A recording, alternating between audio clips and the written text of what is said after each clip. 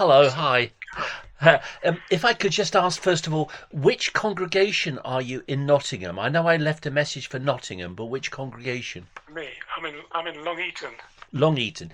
Yes. Yeah, Okay, I remember now, yes. yeah, Thank you. I've been given some literature, and yeah. they told me to go to jw.org and look up Endure Life Forever. Oh yeah, I'm very puzzled about lesson 29, what happens when we die. oh yeah. Is it possible to help with that chapter, please? Let's have a quick look. Let me just get the book in front of me. Thank you. Yeah. Yeah, got it. Yeah. Yep. Okay. What would you like to know? Um, well, it gives the position known as soul sleep, which I believe the Seventh-day Adventists also promote, possibly because both Jehovah's Witnesses and Seventh-day Adventists come from an Adventist root. But the position that most of the churches have taken for 2,000 years doesn't make it Yeah, right. But the near universal position is that when a Christian dies, their soul or yeah, spirit goes to be with Jesus. yeah, It would have been different before Jesus' death, burial, and resurrection. Everyone went to a place called Abraham's bosom, outlined in Luke 16. But I mean, there are verses like 2 Corinthians 5:8, absent from the body, present with the Lord. yeah, Paul is writing in the present tense. He doesn't say absent from the body and then in the future tense you will be, pointing to 1914, you will be present with the Lord, using a future tense to imply that 1850 years later they're going to be resurrected.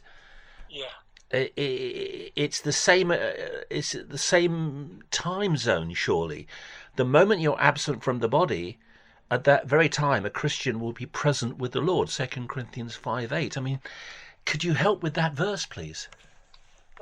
it's not one I'm overly familiar with. I must admit, because is that one quoted in the brochure at all? No.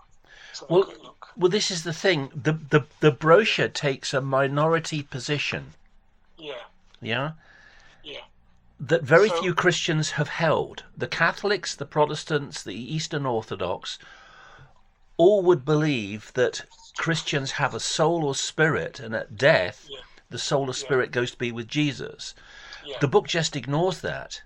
yeah, yeah, The book takes a very minor view and sort of says, well, we don't even want to bother with what everyone has taught for 2,000 years. We're just going to ignore it. yeah. Okay, well, Mm. basically, I mean, do you go to a particular church yourself then, or not, or are you just studying by yourself? I'm studying by myself. I Oh used yeah. to go to Okay. church, but I gave up years ago. Yeah, yeah. Okay.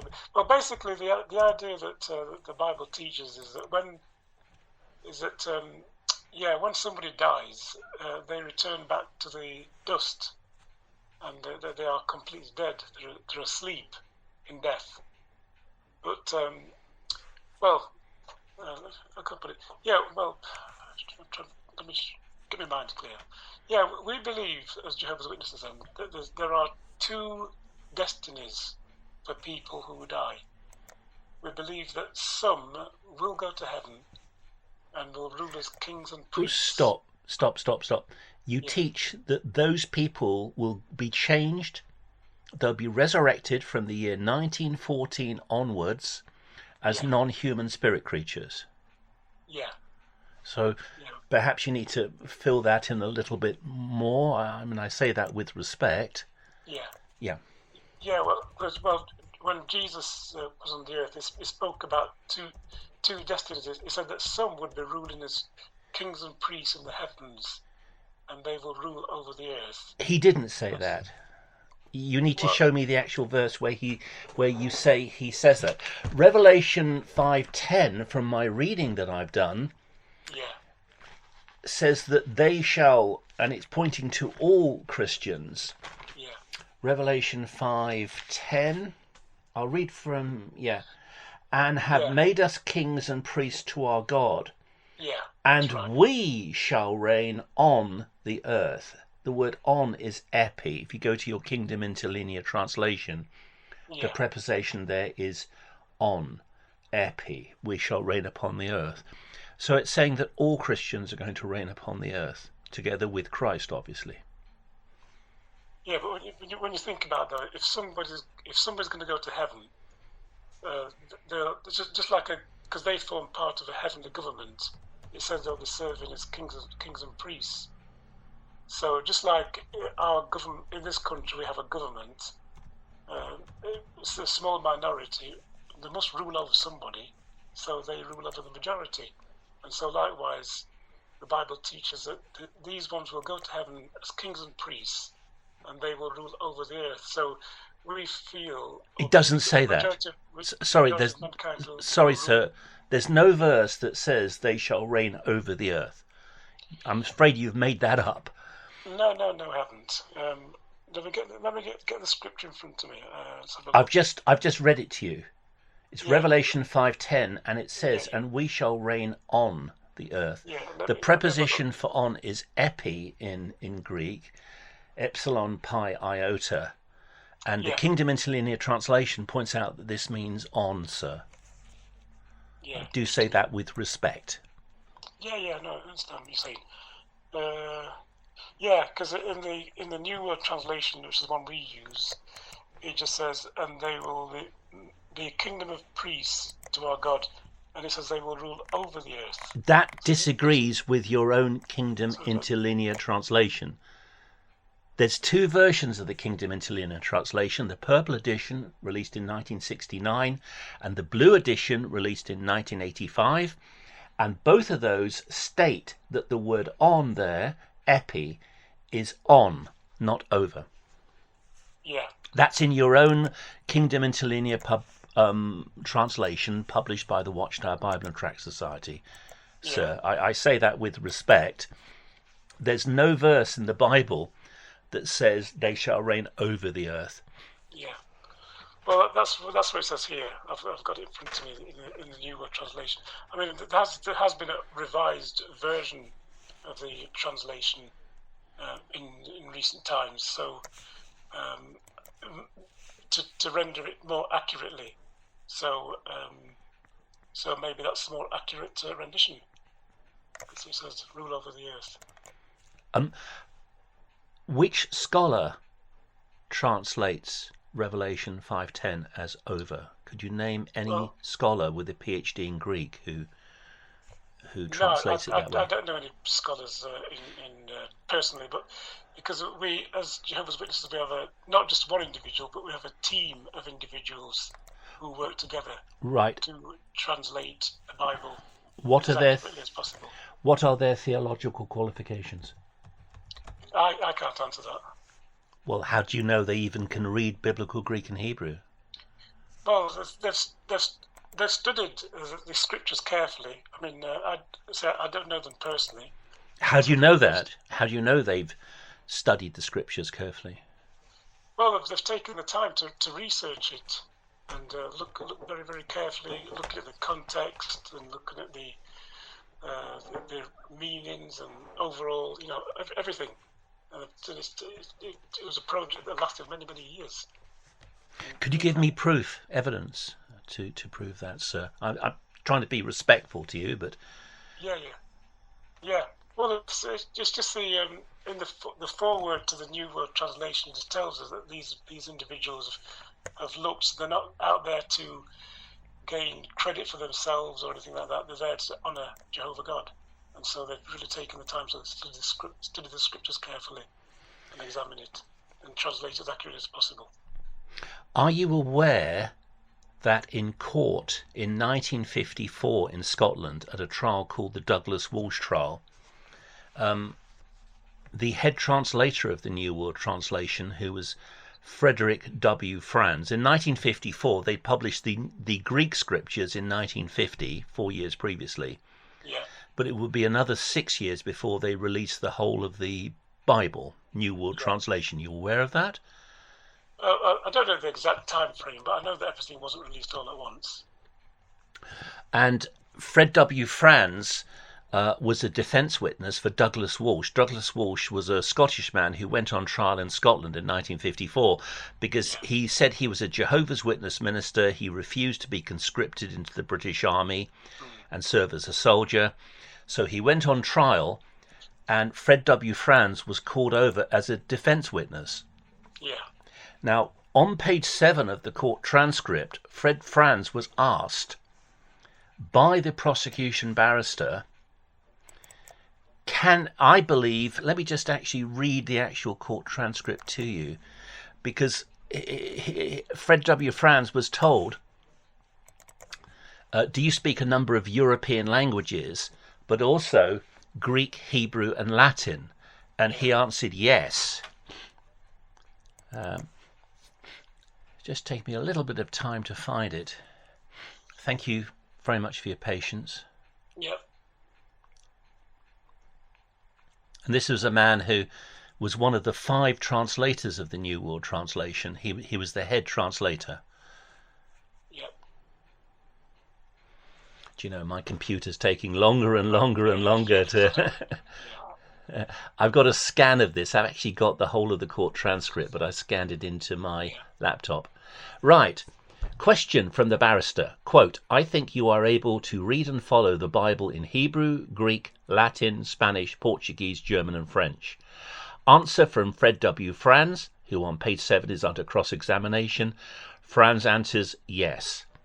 So Franz said that he spoke those languages. And he was an intelligent man, because he was self-taught in several European languages, which apparently he spoke with a very thick Brooklyn accent, but he did a lot better than I could. I speak pidgin Spanish, but apparently he was fluent in several European languages. So I agree, he was an intelligent man. However, on page 102 of the court transcript of the Douglas Walsh trial, he was questioned on his knowledge of Hebrew. And he was handed a Bible and asked to translate Genesis chapter 2, verse 4, which is the first verse that mentions YHWH, or Jehovah, from English into Hebrew aloud for the court. And he said, I won't attempt to do that. I'll read it to you. This is the prosecution barrister. I think we come to the name Jehovah in the 4th verse, don't we, of the 2nd chapter of Genesis, page 34. Franz says yes. Barrister, you yourself read and speak Hebrew, do you? Answer from Franz, I do not speak Hebrew. So he purged himself under oath in court. You do not. Franz, no. Barrister, can you yourself translate that into Hebrew? Answer from Franz, which? Barrister, the 4th verse of the 2nd chapter of Genesis. Answer from Franz, you mean here? Barrister, yes. Franz answers, no, I won't attempt, and on the next page, 103, to do that. So the head translator of the New World Translation didn't speak Hebrew. Yeah. And that's proven in court, you see. Under oath in court, when he was tested on his knowledge of Hebrew. Yeah.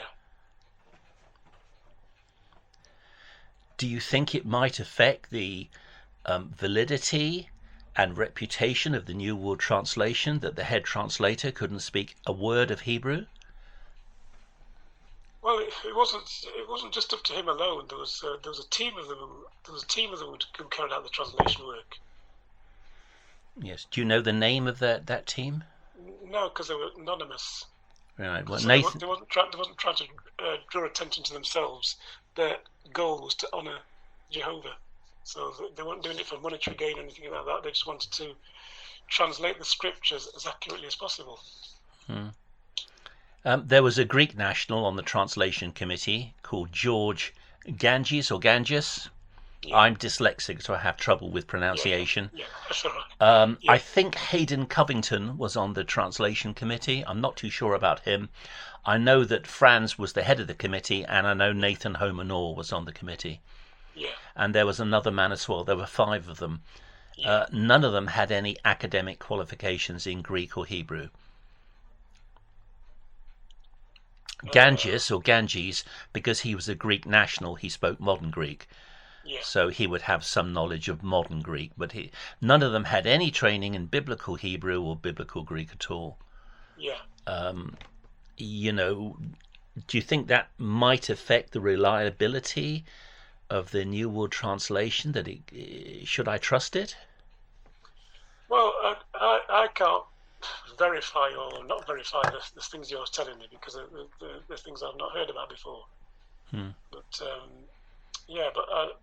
from my study of the scriptures, when I look overall at what's been translated and how it's been translated, I trust what they've written. Right. Why should I trust these men?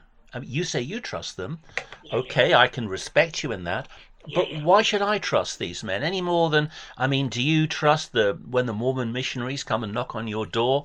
Sir, we from the Church of Jesus Christ of Latter-day Saints. Do you immediately trust them and trust their Book of Mormon without any question at all, simply because they tell you to trust them? No, you have to do your own research, and I've done my own research. I mean, not as deep as you have, but I've done my own research and looked into things. Yes. And to the point where I feel as if I can trust what's been said. Have you been a Jehovah's Witness for very long? Quite a few years, yeah. And you're an elder? Yeah. Yes.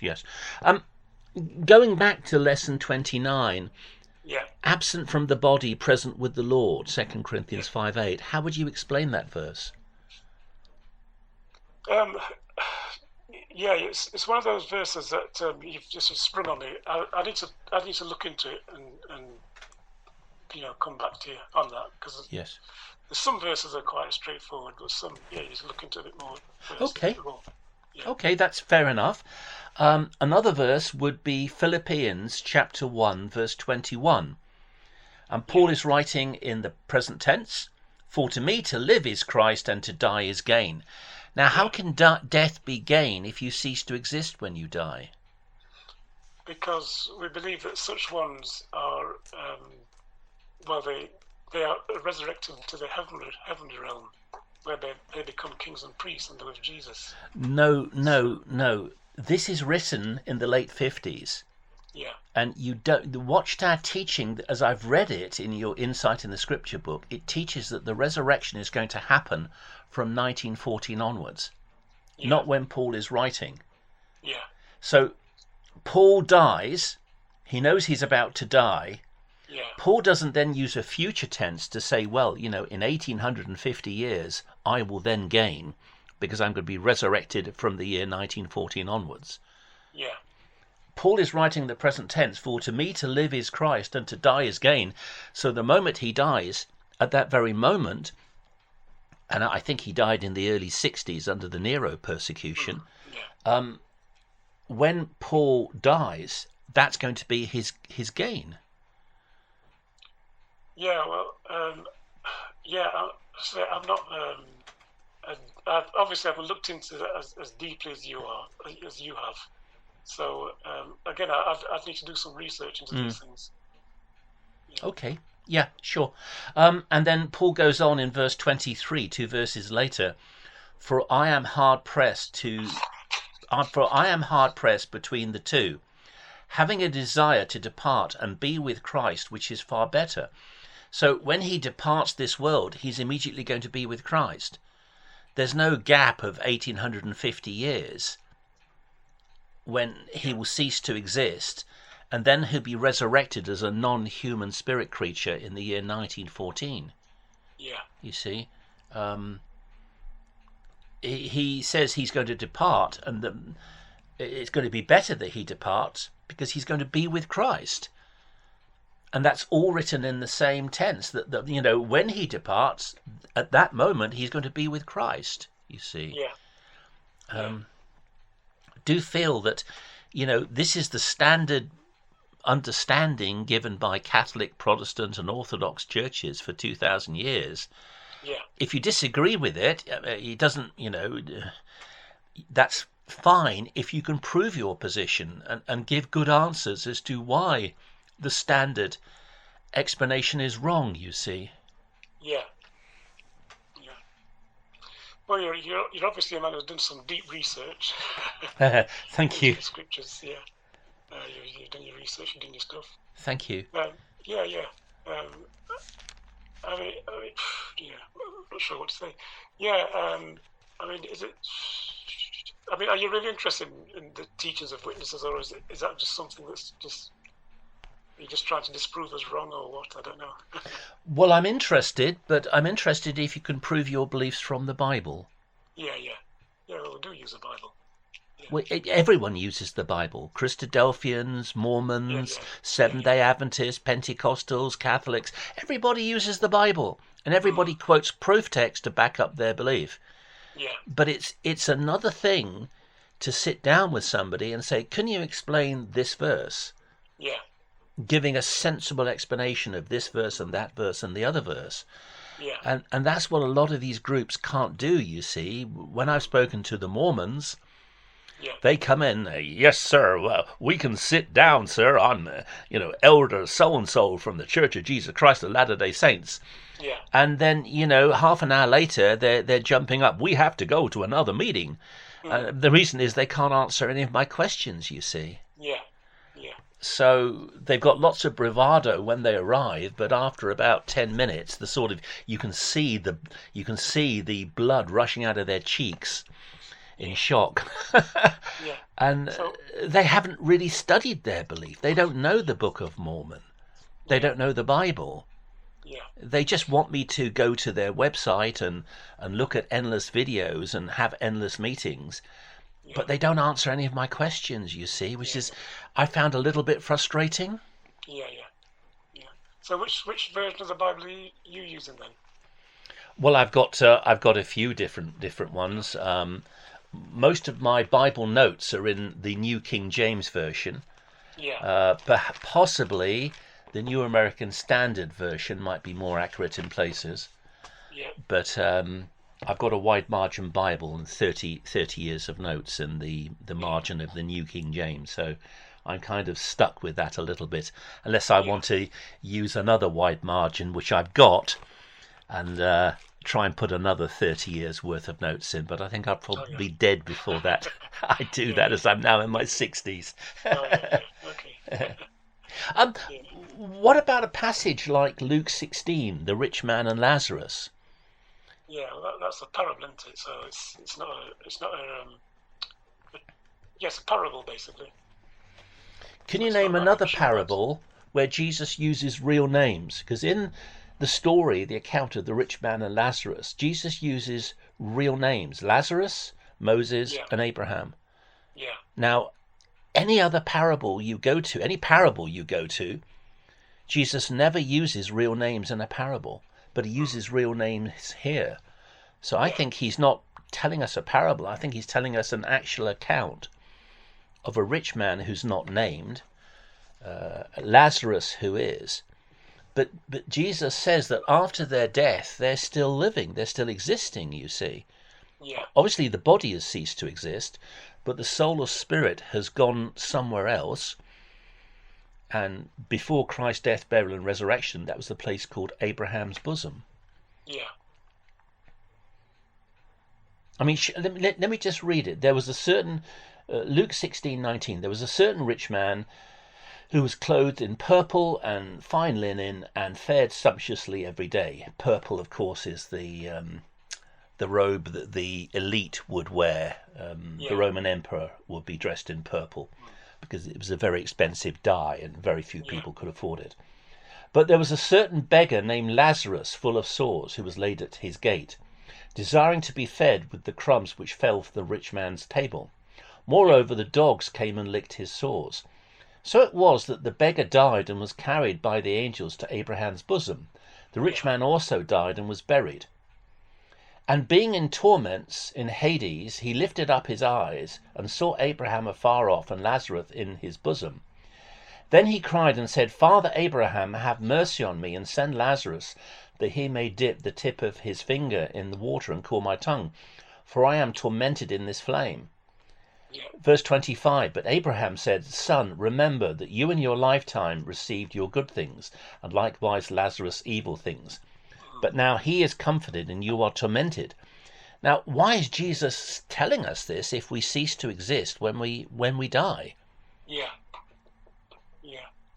Yeah, well, you're jumping on the subject that, I can't off the top of my head without looking into it. Yeah, so, okay. Yeah. So, I mean... you're obviously a deep thinker. Is there anything you can share with me from the Bible about what happens to us when we die? Well, the main thoughts that we believe is that said that the some will go to heaven, but the majority will live on the earth. And Jesus did speak. Well, the Bible does talk about when you die, you return back to the dust. So you're in a state of non-existence. You're in a deep sleep. So when you die, there is a prospect of being brought back to life here on the earth. But a limited number will go to heaven, and they're the ones who will rule as kings over the earth. Because when you think about Jehovah's original purpose, if Adam and Eve hadn't sinned, where would they be now? The Christian church teaches, and I'm talking at the level of the scholar, okay, that at Christ's second coming, the souls of the righteous dead will come with Christ from heaven to this earth. Their bodies will be resurrected, and these souls or spirits will be reunited with these now resurrected and glorified human bodies so that they can reign on the earth. So the Christian church teaches that Christ and God's people will reign upon the earth, upon the new earth. I think the word is kanos, not neos. It means the restored earth. So it'll be the same earth, not a newly created different earth. It'll be the same earth, but it will be restored, free from sin. Now, at the popular level, okay, there's many people who perhaps haven't studied theology who will tell you, I want to go to heaven and be with Jesus. And they think they're going to float up to heaven and be in the clouds for all eternity in heaven. That's not actually the position of the Christian church in the creeds. That's the position of sort of people who perhaps are keen but clueless. So I can't defend that position because it's not the position I hold to. And it's not the position of the Christian churches, which is that Christ will return with his saints, meaning the souls or spirits of his saints, to this earth at the second coming. Their bodies will be resurrected. Their spirits or souls will be reunited with these resurrected human souls or these human bodies, and then they'll reign upon the earth.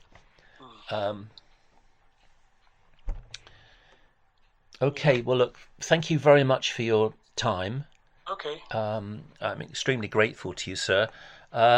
I could discuss another chapter of the book on another occasion, if that would be okay with you. I would see the Holy Spirit as personal, not an impersonal it. That's lesson 7 on page 29. So if you'd like to look at that, it talks in paragraph 4 on page 30, Holy Spirit dash God's active force. If you'd like to look at that and help me with that on a future occasion, that'd be lovely. Just send me a text the day before, letting me know the exact time you want to speak. Okay then. Well, I've got somebody else who doesn't live too far from me, and he's a bit more, I could say, well up on the Greek and Hebrew words than I am. So I might consult him and ask him if he's available. And, right. Yes, absolutely. If you're happy with that. Oh, yes, absolutely. Thank you so much for, sort of investing some time in this. I will reread lesson 7. Okay then. So I can prepare for that. But I would hold to a sort of Trinitarian position. Therefore, I would see the Holy Spirit as personal, that is a he, not an impersonal it, like the wind or like electricity. Okay. All right then. Well, look, thank you once again. All right, thank you, Robert. Thank you. Bye-bye. Bye. Bye.